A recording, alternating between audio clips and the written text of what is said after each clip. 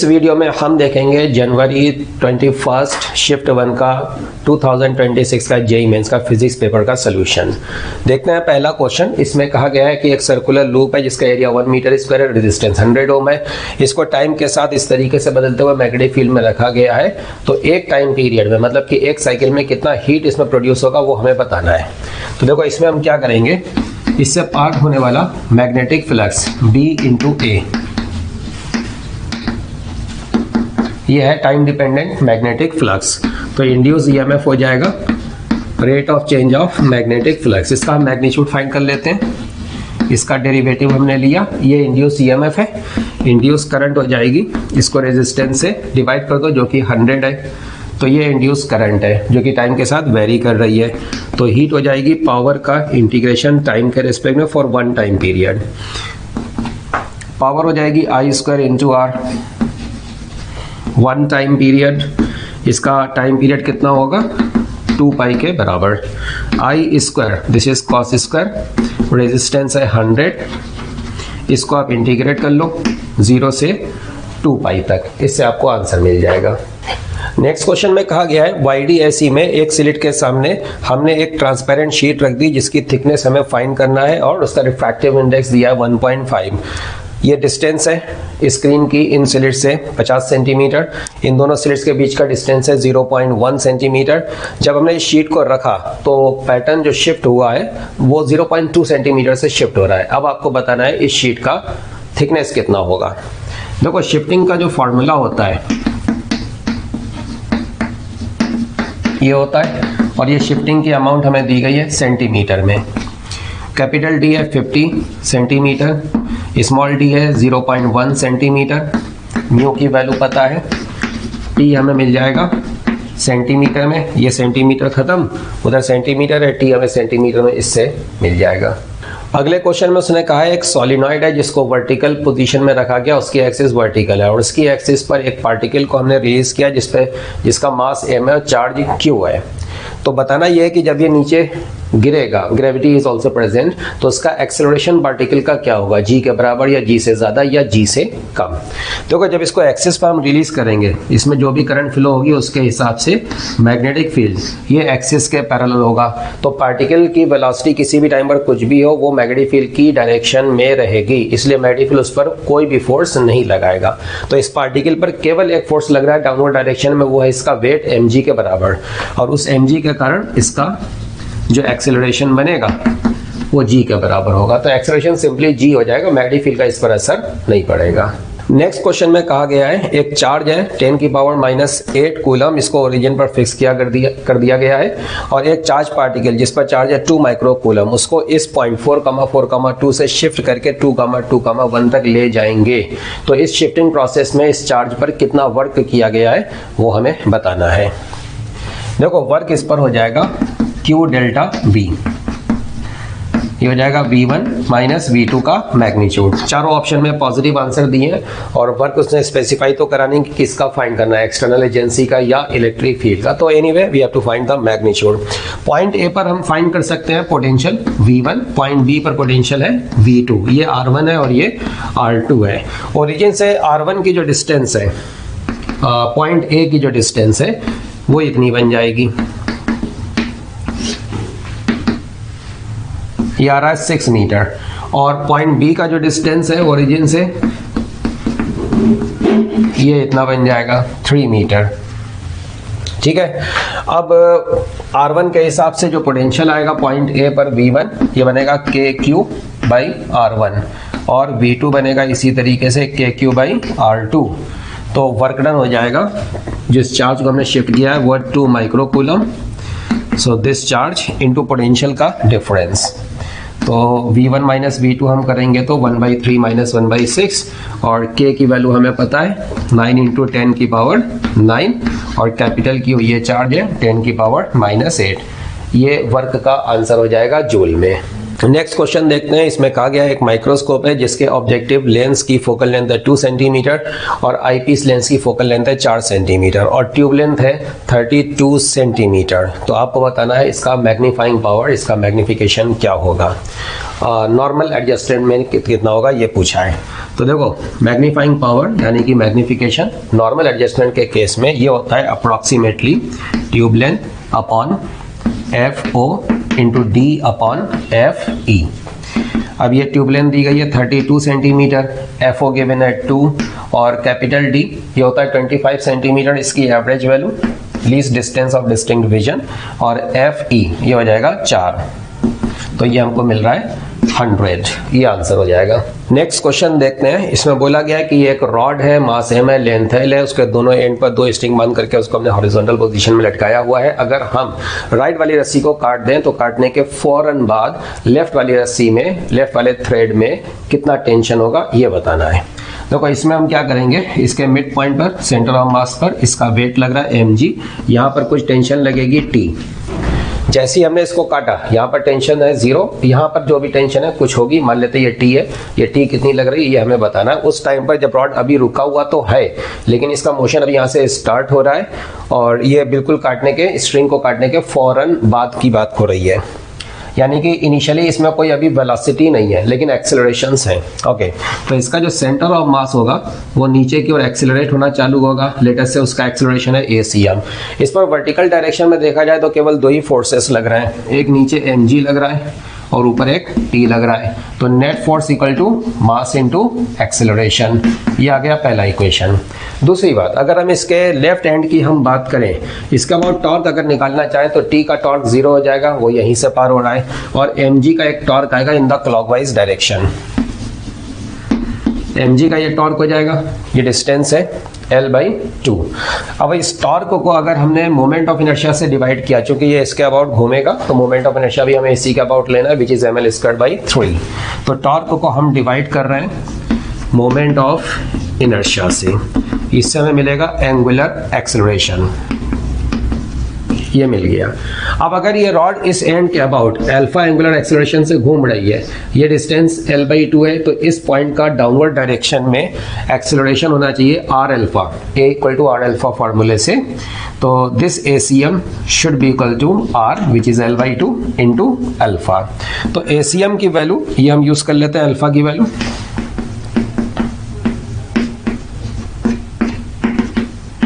ये आ गई 3g/4।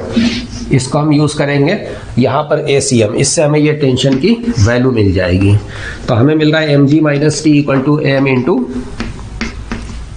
ACM। तो देखो t की वैल्यू कितनी आ गई, mg/4। नेक्स्ट क्वेश्चन में उसने ये एक सर्किट दिया है, कुछ गेट्स लगाए हुए हैं और बोल रहा है कि ये पूरा सर्किट कौन से गेट के इक्विवेलेंट है। कुछ ऑप्शंस दी गई हैं, और, एंड, नॉट, नैंड, इस टाइप की।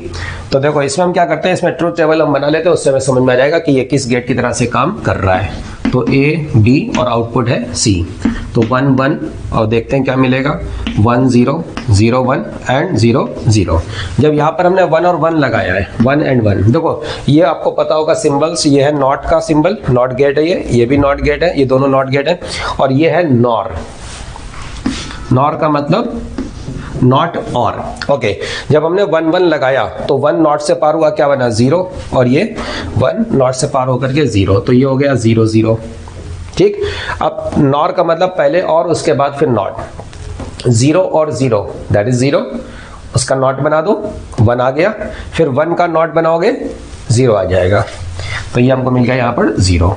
अब अगर हम 1 और 0 लगा दें, यहाँ पर 1 है, यहाँ पर 0 है, 1 जब नॉट से पार होगा तो 0 बन गया, 0 नॉट से पार हुआ तो 1 बन गया, 0 1 ये रहा, और फिर उसी का आगे नॉट। हाँ, तो 0 और 1 दैट इज 1, उसको नॉट से पार करा दो 0, फिर नॉट से पार करा दो 1। इसी तरीके से बिल्कुल सेम मैनर में इसमें भी हमें 1 मिलेगा। फिर अगर हम 0 0 कर दें, 0 0, 0 को नॉट से पार कराया, 0 को नॉट से पार कराया, ये हो गया 1, ये हो गया 1, 1 और 1 दैट इज 1, नॉट से पार कराया 0, 0 नॉट दैट इज 1। ये देखो ये मिल रहा है। अब ध्यान से देख लो ये क्या है, आपने पढ़ा होगा कि एंड गेट में क्या होता है, एंड में 1 एंड 1 1 होता है, बाकी सभी केस में वो 0 होता है। और ये ठीक उसका उल्टा है, जहाँ पे 1 होना चाहिए था वहां पर 0, जहाँ पे 0 होना चाहिए था वहां पर सब जगह पर 1 है। यानी कि ये नॉट एंड है, नॉट एंड मतलब कि NAND, ये आंसर हो जाएगा। इस क्वेश्चन में ये कि क्वेश्चन दिया गया है, रो डेंसिटी है, V स्पीड है और T टाइम है और P प्रेशर है। पूछा गया है A/B का डायमेंशनल फॉर्मूला क्या होगा। देखो ये प्रेशर है तो ये भी डायमेंशनली ये भी प्रेशर होना चाहिए। प्रेशर का डायमेंशनल फार्मूला क्या होता है, m(L)⁻⁻1 t(2), और वही डायमेंशनल फार्मूला इस पूरे का होना चाहिए, मतलब A/B का इंटू T², टाइम का होता है कैपिटल T, उसका स्क्वायर। तो इससे हमें A/B का डायमेंशनल फार्मूला मिल रहा है। नेक्स्ट क्वेश्चन देखते हैं। इसमें कहा गया है कि इलेक्ट्रोमैग्नेटिक वेव है और ये एक मेटल पर इंसिडेंट हो रही है जिसका वर्क फंक्शन है 2.8 इलेक्ट्रॉन वोल्ट। उससे निकलने वाले मोस्ट एनर्जेटिक इलेक्ट्रॉन्स की काइनेटिक एनर्जी क्या होगी ये बताना है। देखो इसमें क्या है, ये असल में एक वेव नहीं है बल्कि दो वेव का मिक्सचर है। तो दो अलग अलग टाइप के फोटॉन्स आ रहे हैं। अब इन फोटॉन्स में जो ज़्यादा एनर्जी वाले फोटॉन होंगे वो ज़्यादा एनर्जेटिक इलेक्ट्रॉन्स निकालेंगे, और उन इलेक्ट्रॉन्स में भी जो सरफेस से निकलने वाले इलेक्ट्रॉन होंगे उनकी काइनेटिक एनर्जी सबसे ज़्यादा होगी। तो फोटॉन की एनर्जी ज़्यादा कब होती है, जब फ्रीक्वेंसी ज़्यादा होती है। तो ये दो वेव्स हैं, इसमें देखो ये फ्रीक्वेंसी देखो और ये फ्रीक्वेंसी देखो, एंगुलर फ्रीक्वेंसी ओमेगा। तो ये एंगुलर फ्रीक्वेंसी ज़्यादा है तो इन फोटॉन्स की एनर्जी ज़्यादा होगी। तो हमें इसके हिसाब से आंसर निकालना है। अब ये होता है साइन ओमेगा टी, मतलब ये जो वैल्यू है ये ओमेगा है और ओमेगा होता है 2 पाई इंटू फ्रीक्वेंसी। ये रहा, इससे हमें फ्रीक्वेंसी मिल गई। अब हम फॉर्मूला लगा सकते हैं कि मैक्स मोस्ट एनर्जेटिक इलेक्ट्रॉन्स की काइनेटिक एनर्जी क्या होती है, h new minus the work function जो सरफेस से निकलेंगे। प्लैंक्स कांस्टेंट दिया गया है, ये हमें यूज करना है, और फ्रीक्वेंसी हमें मिल चुकी है minus work function. Work function है 2.8 इलेक्ट्रॉन वोल्ट। अब इसमें जो ऑप्शंस दी गई हैं, जो आंसर्स दिए गए हैं वो इलेक्ट्रॉन वोल्ट में दिए गए हैं। अब ये फ्रीक्वेंसी अगर हम हर्ट्ज में रखते हैं तो ये तो जूल में आ जाएगा, तो इसको हम इलेक्ट्रॉन वोल्ट में कन्वर्ट करेंगे, फिर ये इलेक्ट्रॉन वोल्ट सब्ट्रैक्ट होगा, तब हमें आंसर इलेक्ट्रॉन वोल्ट में मिल जाएगा। और इसको इलेक्ट्रॉन वोल्ट में कन्वर्ट करने के लिए हम क्या कर सकते हैं, इससे डिवाइड कर दो, ठीक है। तो ये भी इलेक्ट्रॉन वोल्ट में है, ये भी इलेक्ट्रॉन वोल्ट में है, इससे आंसर आ जाएगा। नेक्स्ट क्वेश्चन देखते हैं। इसमें कहा गया है दो कॉन्वेक्स लेंसेज हैं जिसमें एक की फोकल लेंथ 40 मिलीमीटर है। अब इनकी प्रिंसिपल एक्सिस कॉमन है। अब इस पर एक parallel beam of light incident है जिसका डायमीटर है 2 मिलीमीटर। फाइनली एमर्जेंट जो पैरेलल बीम ऑफ लाइट होगा, it has to be parallel beam, उसका डायमीटर हमें 14 मिलीमीटर चाहिए। तो आपको बताना है इस सेकंड लेंस की फोकल लेंथ क्या होगी। देखो इसमें क्या है, पहली बात तो ये कि अगर पैरेलल लाइट रेज आ रही हैं तो ये ऑब्वियसली इनके बीच की डिस्टेंस कुछ भी हो, ये इनको अपने फोकस पर फोकस करेगा। तो ये लाइट रेज ऐसे जा रही हैं and this is the focus of this lens. उसके बाद यही लाइट रेज आगे प्रोसीड करेंगी और इस लेंस पर इंसिडेंट होंगी। अब इससे हमें इमर्जेंट लाइट रेज पैरेलल चाहिए, इसका मतलब जो लाइट रेज आ रही थी वो इसके फोकस से आना चाहिए। तो ये जो पॉइंट है वो इसका भी फोकस है और इसका भी फोकस है,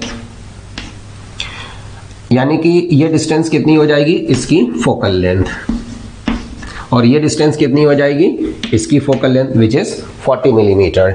तो ये डिस्टेंस है 40 मिलीमीटर। अब अगर हमें ये 14 मिलीमीटर डायमीटर चाहिए, यानी कि ये हाइट कितनी हो जाएगी, इसकी आधी 7 millimetre. Now this is 7 millimetre और ये 2 मिलीमीटर है तो उसका आधा ये हो गया 1 millimetre. Now this is 1 millimetre and this is 7 millimetre. ये हमें पता है 40 है और ये f है जो कि हमें फाइंड करना है। ऑब्वियसली देखो जितना एंगल ये है उतना ही एंगल ये है और जितना एंगल ये है उतना एंगल ये है, तो ये एंगल दोनों बराबर है, थीटा थीटा। तो tan theta equal to tan theta. यहाँ से हम लिखेंगे tan theta equal to 1/40 mm और यहाँ से हम लिखेंगे tan theta equal to 7 mm/f। Millimetre में उसकी जो भी फोकल लेंथ बनेगी। Okay, so we can write tan theta equal to tan theta and this is 1 millimetre upon 40 millimetre. This is equal to 7 millimetre upon focal length which is again in millimetre. तो इससे हमें f की value मिल रही है 7 into 40।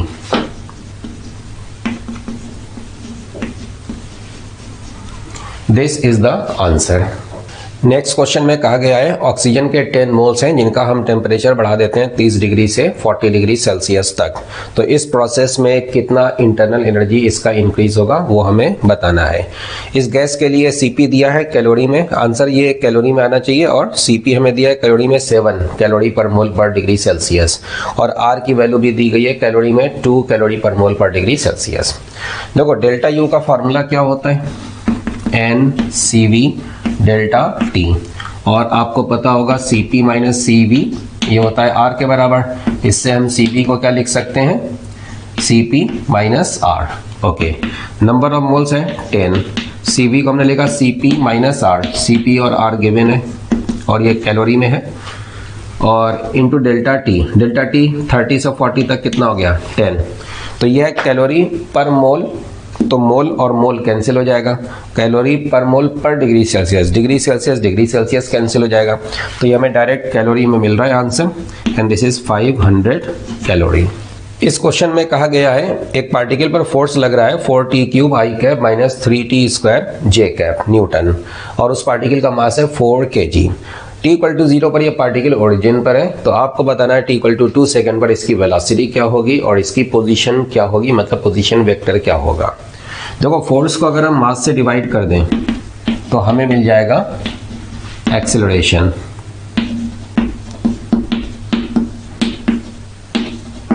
ये आ गया acceleration. Acceleration होता है dv अपॉन dt, इससे हमने dv को लिखा, आई कैप कांस्टेंट है बाहर आ जाएगा, इसको हम इंटीग्रेट करेंगे, जे कैप कांस्टेंट है इंटीग्रेशन के बाहर, ये हम इंटीग्रेट कर रहे हैं।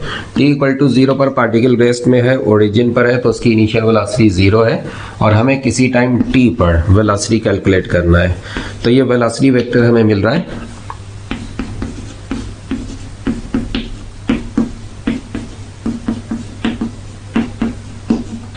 ये आ गया वेलोसिटी वेक्टर लिमिट रखने के बाद। अब जैसे 2 सेकंड पर हमको वेलोसिटी चाहिए, तो इसी में t को 2 सेकंड कर देंगे,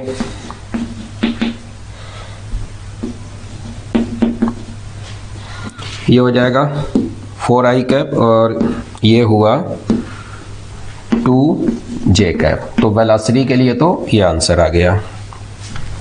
और इस वेलोसिटी को जब हम इंटीग्रेट करेंगे तब हमें पोजीशन वेक्टर मिलेगा, तो वेलोसिटी क्या होती है dr बाई dt, तो वेक्टर dr को हमने लिखा v इंटू dt,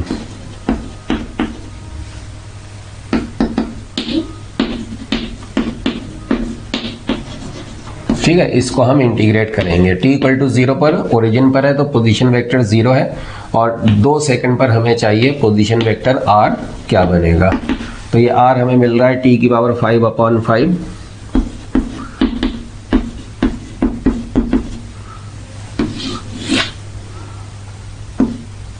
t की पावर 4 अपॉन 4, ठीक है, ये आंसर आ जाएगा। बाकी आप इसको सिंप्लीफाई कर सकते हैं, सिंपल सा आंसर आ जाएगा।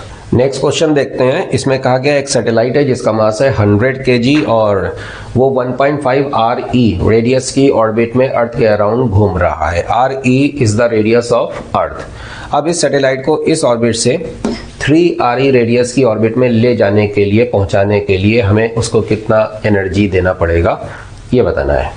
देखो किसी भी ऑर्बिट में जब सैटेलाइट चलता है तो उसकी टोटल एनर्जी क्या होती है, -gmm/2r, ठीक है। तो स्टार्टिंग में उसकी सैटेलाइट की एनर्जी कितनी हुई, ये सैटेलाइट का मास है, ये अर्थ का मास है, 1.5 RE उसकी ऑर्बिट की रेडियस है ये।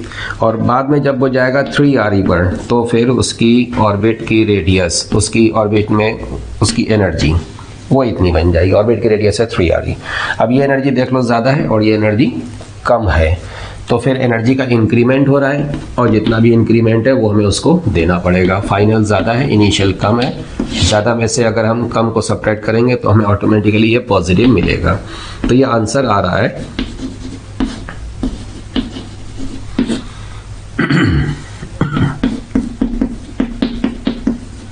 ठीक है, ये आंसर आ जाएगा। अब इसमें करना क्या है, सैटेलाइट का मास तो 100 kg हम रख देंगे, बाकी Gm/re इसको बना लो Gm/re स्क्वायर इंटू RE।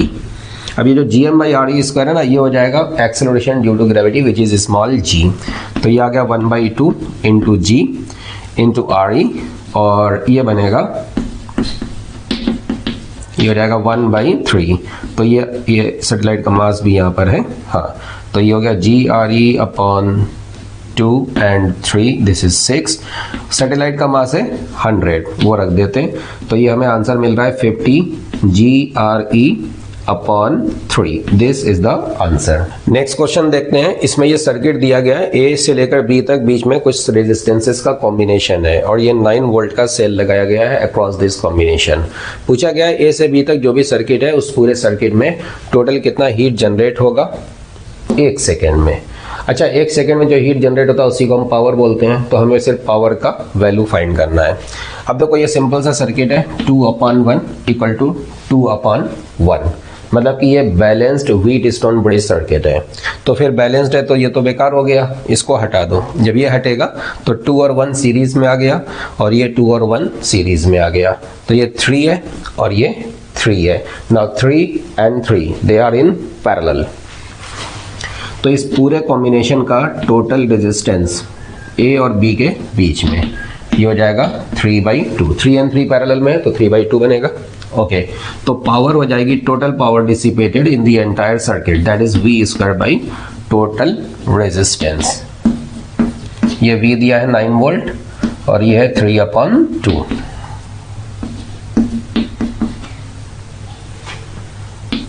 तो ये हमको मिल गया 54 जूल पर सेकेंड है। फिर 1 सेकेंड में, ये तो पावर थी, 1 सेकेंड में जो हीट प्रोड्यूस होगी वो होगी power into time interval which is 1 second, तो ये आ जाएगा 54 जूल। नेक्स्ट क्वेश्चन देखते हैं। इसमें ये 2 रॉड्स हैं, आपस में अटैच करी गई हैं। ये रॉड का एंड इसके मिड पॉइंट पर है, तो इसमें पूछा गया पॉइंट P के about what is the moment of inertia of this entire body. असल में ये एक्सिस है, ये एक्सिस है इस प्लेन के परपेंडिकुलर, उसके अबाउट हमें फाइंड करना है I। तो देखो इसका टोटल I बनेगा पूरी बॉडी का, मास दोनों का m है, दोनों की लेंथ l है। ये रॉड है, एंड से पार हो रही है एक्सिस, तो एंड के अबाउट फॉर्मूला लिख लो ml²/3 प्लस। अब इस रॉड का अगर हमें मोमेंट ऑफ इनर्शिया चाहिए इसके अबाउट, तो हम यूज करेंगे parallel axis theorem. So this I will be equal to this ICM plus mx² and that x is l। तो ये हो जाएगा ICM for the second rod, ये ICM है प्लस ml², ये ऐड कर लो, ये आंसर हो जाएगा। अगला क्वेश्चन देखते हैं। इसमें कहा गया है एक अल्फा पार्टिकल है जो कि 7.7 मिलियन इलेक्ट्रॉन वोल्ट की काइनेटिक एनर्जी से चलता हुआ आ रहा है एक गोल्ड के फिक्स्ड न्यूक्लियस की तरफ, जिसका एटॉमिक नंबर दिया गया है 79। तो आपको बताना है बहुत दूर पर जब ये था तब ये एनर्जी थी, आपको बताना है कि what is the distance of closest approach, कम से कम कितनी डिस्टेंस पर पहुंचेगा। तो देखो ये अल्फा पार्टिकल न्यूक्लियस से अगर r मिनिमम डिस्टेंस पर पहुंचा, वहां पे रुका, तो उसकी काइनेटिक एनर्जी वहां पर 0 हो गई। मतलब ये स्टार्टिंग में जितनी भी काइनेटिक एनर्जी लेकर के आ रहा था वो सारी काइनेटिक एनर्जी खत्म हो गई, और खत्म होके कहाँ गई, पोटेंशियल एनर्जी के इंक्रीमेंट में। जब ये r डिस्टेंस पर है तो पूरे सिस्टम की टोटल पोटेंशियल एनर्जी ये हो जाएगी, ये अल्फा पार्टिकल का चार्ज है, ये गोल्ड के न्यूक्लियस का चार्ज है। और स्टार्टिंग में पोटेंशियल एनर्जी कितनी थी, 0, जब बहुत ज़्यादा डिस्टेंस पर था, ऑलमोस्ट इनफाइनाइट उसको हम मानेंगे। तो ये है पोटेंशियल एनर्जी का increment, final minus initial, and this increment in the potential energy that is coming from the loss in kinetic energy. अब स्टार्टिंग में काइनेटिक एनर्जी कितनी थी, 7.7 मिलियन इलेक्ट्रॉन वोल्ट, फाइनली कितनी हो गई, 0। तो ये काइनेटिक एनर्जी का लॉस हो गया, पूरा लॉस। और ये मिलियन इलेक्ट्रॉन वोल्ट में है, तो इसको हम कन्वर्ट कर लेते हैं इलेक्ट्रॉन वोल्ट और फिर जूल। ठीक है। के की वैल्यू आप जानते हैं, ये हम लिखेंगे 9 इंटू 10 की पावर 9। गोल्ड के न्यूक्लियस का चार्ज 79 इंटू 1 इलेक्ट्रॉन का चार्ज, जो कि इसके बराबर है, कैंसिल भी हो जाएगा, हम इसको ई लिख देते हैं। और अल्फा पार्टिकल का चार्ज, उसमें 2 प्रोटॉन होते हैं, तो उस हिसाब से उसका ये चार्ज हो गया। बाकी ये हमसे आर पूछा गया है और ये हो जाएगा, ये एक ई कैंसिल हो जाएगा, बाकी दूसरे ई की वैल्यू आपको लिखना पड़ेगी। इसको सॉल्व करके आपको आर की वैल्यू मिल जाएगी। अगला क्वेश्चन देखते हैं। इसमें कहा गया है 2 स्प्रिंग्स हैं जिनके स्प्रिंग कांस्टेंट्स ये गिवन है, 2 ± 0.1 न्यूटन पर मीटर एंड 4 ± 0.1 न्यूटन पर मीटर। अब इनका हमने पैरेलल कॉम्बिनेशन बनाया, तो इस कॉम्बिनेशन का अगर हम इक्विवेलेंट के कैलकुलेट करेंगे, उसमें परसेंट एरर कितनी आएगी ये हमें बताना है। देखो पैरेलल कॉम्बिनेशन में 2 स्प्रिंग को अगर हमने ऐसे कनेक्ट किया है पैरेलल कॉम्बिनेशन, तो इक्विवेलेंट के होता है K1 + K2। अब ये जो दिया गया ये तो वैल्यूज हैं और ये इनकी एरर्स हैं, तो वैल्यूज का अगर हम इस्तेमाल करें तो के की वैल्यू तो आ गई 6 न्यूटन पर मीटर। बाकी हमें के की एरर चाहिए, तो इसी से हम लिख सकते हैं dk = dk1 + dk2। dk1 k1 की एरर है जो कि 0.1 है, इसी तरीके से ये 0.1 गिवन है, तो ये हमको मिल गया 0.2। तो k की परसेंट एरर ये हो जाएगा dk/k × 100। dk है 0.2, k है 6 × 100। देखते हैं नेक्स्ट क्वेश्चन। इसमें कहा गया एक पैरेलल प्लेट कैपेसिटर है जिसकी प्लेट्स के बीच में पहले हवा है, तो उसकी कैपेसिटेंस C है। अब अगर हम इसके अंदर एक डाइलेक्ट्रिक स्लैब रख दें जिसका एरिया तो उतना ही है बराबर का, लेकिन उसकी थिकनेस है केवल d/3, तो अब इस कैपेसिटर की कैपेसिटेंस क्या बनेगी वो हमें बताना है। इसका डाइलेक्ट्रिक कांस्टेंट है कैपिटल K। ओके, तो इस केस में देखो फॉर्मूला क्या होता है, फॉर्मूला होता है ε0 A/d - t + t/k। तो ये है बदला हुआ कैपेसिटेंस जब डाइलेक्ट्रिक प्रेजेंट है, और C जो दिया गया है ये हो जाएगा ε0 A/d जब डाइलेक्ट्रिक नहीं था। अब इस C' को हम कैलकुलेट करते हैं। ये स्लैब की थिकनेस है which is d/3, this is d/3 and this is k। ये हमें मिल रहा है ε0 A। देखो ये 2d/3 हो जाएगा और ये d और d इसमें से कॉमन लेके हम ऊपर ले गए, तो 2d/3 का 2/3 यहाँ रह गया और ये 1/3 k रह गया। ओके, अब ये जो चीज़ है ये क्या है, ये है C के बराबर, तो C' हमें मिल गया C/2/3 + 1/3k। ये आया 3k × C/2k + 1। देखते हैं अगला क्वेश्चन। इसमें ये एक ट्यूब दी गई है, एक जगह पर क्रॉस सेक्शन एरिया A1 है, दूसरी जगह पर A2 है। A1 और A2 का ये रेशियो 2 गिवन है और A1 की वैल्यू गिवन है √3 मीटर स्क्वायर। फिगर में दिखाया गया है इन दोनों लिक्विड लेवल के बीच का हाइट का जो डिफरेंस है वो है 5 सेंटीमीटर। जो लिक्विड फ्लो हो रहा है उसकी डेंसिटी है 1000 किलोग्राम पर मीटर क्यूब। तो आपको बताना है फ्लो होने वाले लिक्विड का वॉल्यूमेट्रिक फ्लो रेट क्या होगा। देखो वॉल्यूमेट्रिक फ्लो रेट की इसका फॉर्मूला होता है A1 A2 √ 2gh/A1² - A2²। अब इसमें हम देखो A1 दिया है तो हमें A2 मिल गया, A2 कितना हुआ A1/2 मतलब कि √3/2 मीटर स्क्वायर। ओके, तो A1 हमने लिखा √3 विच इज गिवन, A2 हमने लिखा ये है, और 2g की वैल्यू 10 और h 5 सेंटीमीटर का मतलब ये हमें मीटर में लेना है।